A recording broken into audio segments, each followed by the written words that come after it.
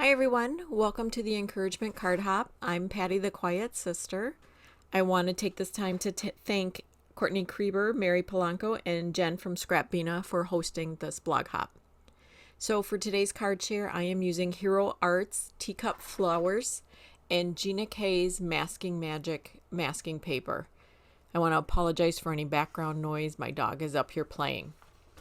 So I put the stamps on the cover of my Misty, put the masking paper in, and I'm inking these up with Gina K amalgam ink, pressing everything down. It doesn't need to be great because these are just the masks and they're getting fussy cut out. Once they were fussy cut, I arranged them in an order that I liked, peeled the backing off, and stuck everything down. I did take a picture with my cell phone before I took them apart and peeled everything off to make sure I got everything in the right place.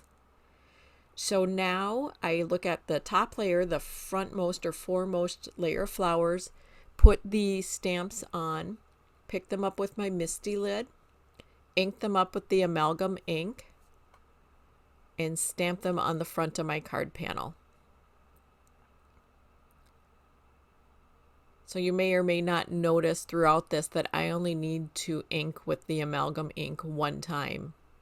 It's such a great ink that I don't need to stamp twice. I can because I'm in the Misty, but I don't need to. So I'm peeling off the masks and they come off really well. So adhering those to the flowers I just stamped, and then I will go on to the second layer.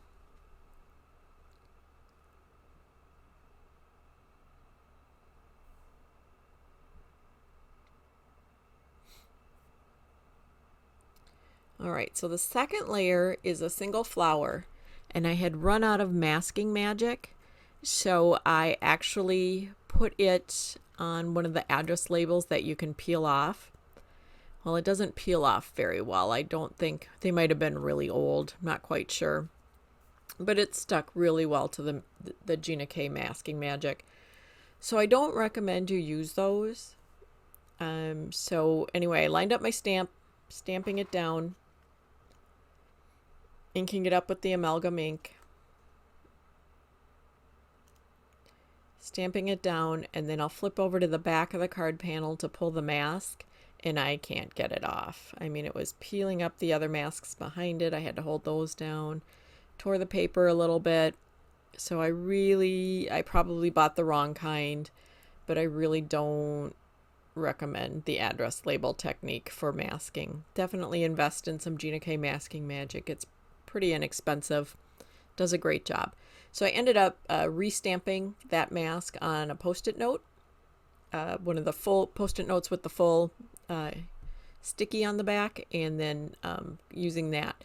So this leaf I had also done on an address label, but I was able to pull that up with just a minimal amount of issues. So cleaned up that mask a little bit, put it back. I knew I had used an address label, so I wanted to make sure I could get that up before I stamped the image. So got it lined up, putting the stamp on top of it, flipping to the front, making sure everything looks right, and then I'll ink the leaf up and stamp it. And then I'll go ahead and flip back to the back, remove the mask, and move it back to the front. So then we're on to layer 4. And I believe on the fourth layer, didn't quite line it up right. On the fourth layer, there's 2 images that can be stamped and masks move. I think the leaf on the teacup and the flower just above the teacup handle. So I'll get both of those going and then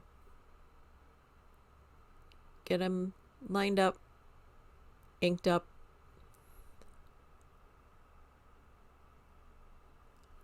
and then stamped. And then you can tell the flower for sure was masking magic. I don't believe the leaf was. I think that was an address label. And you can tell how easy it was to get it to peel up. The address label was a little bit of a chore, but survivable. Yeah, so that's the address label. And then the Gina K comes up beautifully. And then it stuck down really well as well. There was no edges rolling up or anything. It was pretty great.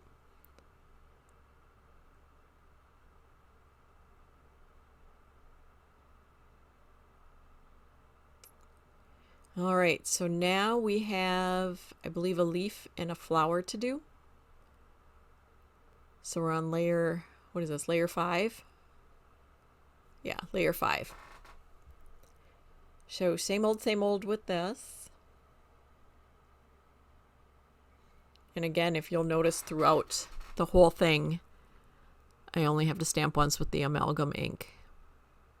You know, and if you're not sure you like it, at first I just got this little cube to see if I liked it, and I loved it. So I did order the larger pad, so that I actually did receive it, and it's tucked away. I should probably save the cube for crops or crafting events and use the big one while I'm at home. Probably be a better idea.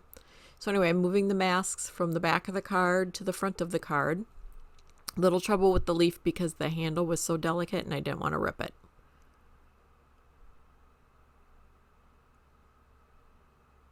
So moving the leaf to the front. There we go. And the grand finale, the teacup and one more leaf. You know, and this was not a long process. I think altogether it took 7 to 8 minutes. The hard part was arranging them the way I like them. I had stamped a bunch of flowers that I did not use and ended up stamping an extra flower and a couple leaves to make it look the way I wanted to. Just because I wanted to repeat some flowers and leaves instead of having different kinds all over. So doing the final mask removal.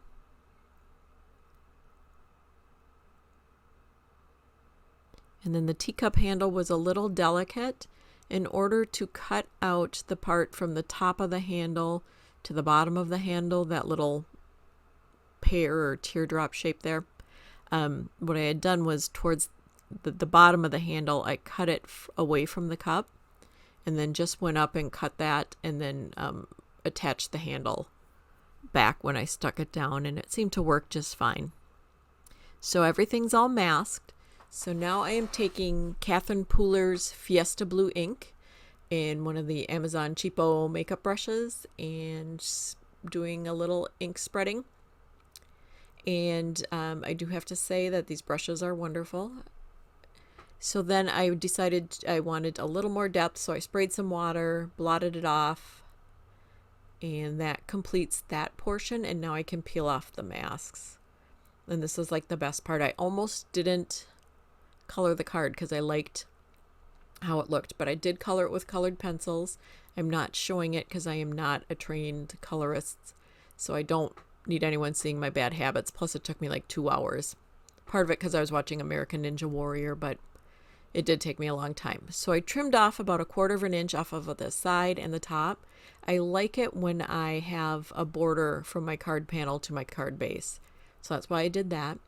So for my sentiment, I'm using Hero Arts Rose Stem Stamp Set, and the sentiment is Love and Hugs, and it's in like an old-fashioned type, but it's kind of smeared as well. So I just like the look of it. It's not so perfect, but I love the imperfection of it. It looks really great. So inked that up and stamped it with Ink on 3 Blackout ink, which desperately needs, I use it so much I need to re-ink it.